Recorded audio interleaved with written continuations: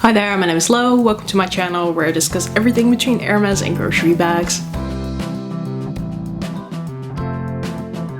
Today I wanted to give you 5 tips for starting a luxury bag collection or getting your first luxury bag, because the choices that you can make in luxury bags are massive. There's so many brands, so many different styles. There's a lot of people on the internet who are purposefully or perhaps not purposefully influencing you into buying particular bags. So I was just hoping to drop some knowledge today or some of my personal experience to help you find the perfect start to your luxury bag collection or just getting your first luxury bag. Won't be talking about any specific bags today, but I do have my trusty Loewe Flamengo here on the side just for some eye candy. So let's get started. Tip number 1 is get a bag that works for you. That might sound very simple, but you see, especially with the classics, and be it a Chanel Classic Flap or a Louis Vuitton Neverfull, these are popular bags. These are bags that might appeal to you one way or the other, but it doesn't mean that these are bags that are necessarily going to work for you. So I think the most important part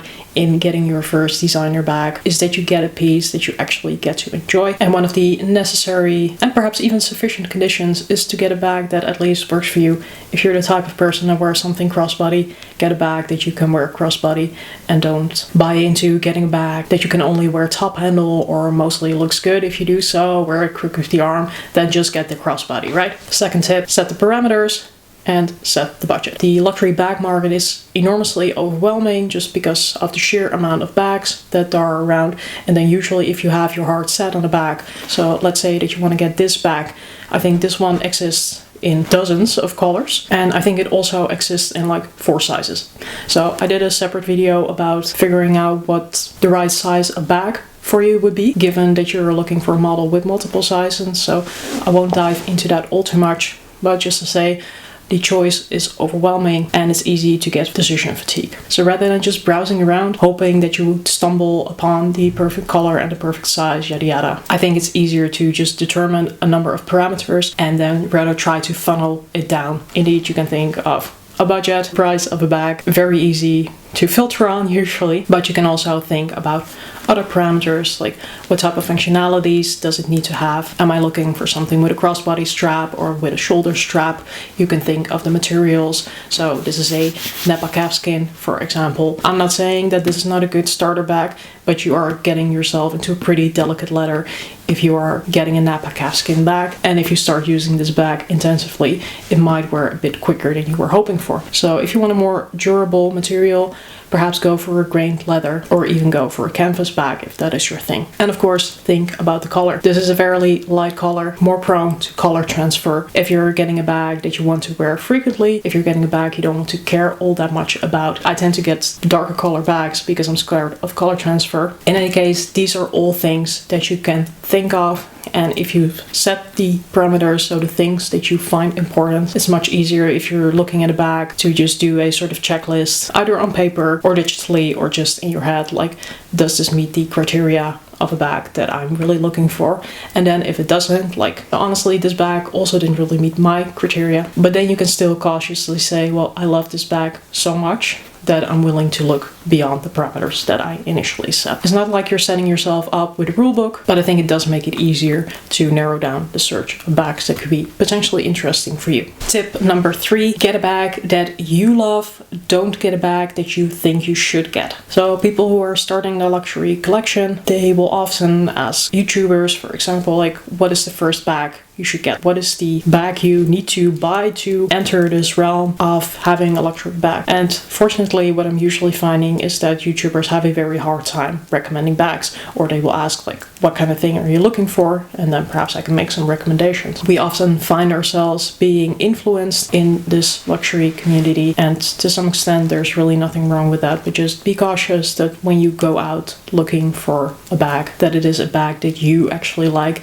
because you are the person that has to wear it. And if it turns out that that bag is actually not so much to your taste as you would have thought if you were just liking it because it's popular or because it is a trend bag, if you love that bag, go forth and get it, but don't just get a bag because it's being popular at that point in time. A bag should speak to you. It should make your heart sing. Get it for yourself. Don't get it because somebody else has influenced you or told you to get it. However, if you already have a luxury collection and you like to expand into other brands, of course it makes a lot of sense to ask for suggestions of bags that would be nice to venture into or that are of a reasonable price point that you haven't heard about yet. But again, only get what you like and not what somebody else is telling you you should like. Tip number 4 is get a bag that you can see yourself wear from years. So that also ties together a little bit with what I just said about trend bags. There's nothing wrong per se with trend bags if you think that a trend bag is it completely for you. And I also have a number of trend bags in my collection, or bags that are not popular anymore or that have been around for like a decade but now popularity starts to die down.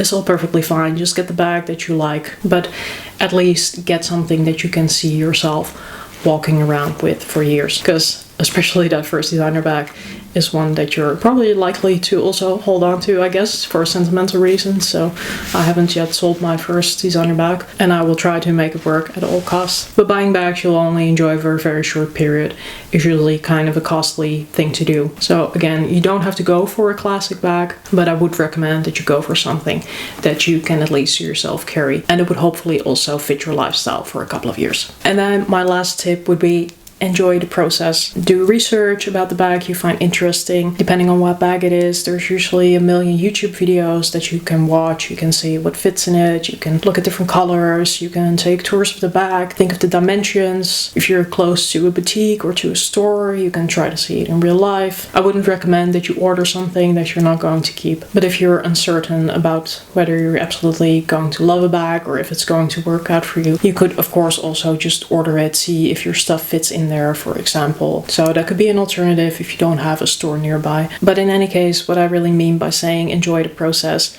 is that buying luxury shouldn't be stressful. Buying luxury shouldn't be annoying. And I quite often see that people get annoyed, especially if it comes to these very highly exclusive brands, that they're not being offered a bag. Well, all that stuff is really not for me. And of course, it's also happened to me that sometimes I missed out on a bag because I was too late, and these things happen. But it's not an issue. Buying luxury bags should be fun, and there will always be another moment to get the bag. There will always be another bag if the bag that you want is not available anymore. So try not to let it frustrate you, because if you already go through a lot of frustration in getting the bag, personally I'm not sure how much I would then still be enjoying it if I'm continuously being reminded of how stressful of a process that it was. So try and make it fun. If it's not fun, let it go. These were my 5 tips. If you have any other tips, let me know. Drop them down below in the comments. Thanks for watching today. Remember, there's a styling, a situation, and a taste for everything. So don't judge. Wear whatever the bag you like. Until next time, or as we would say in Dutch, doei!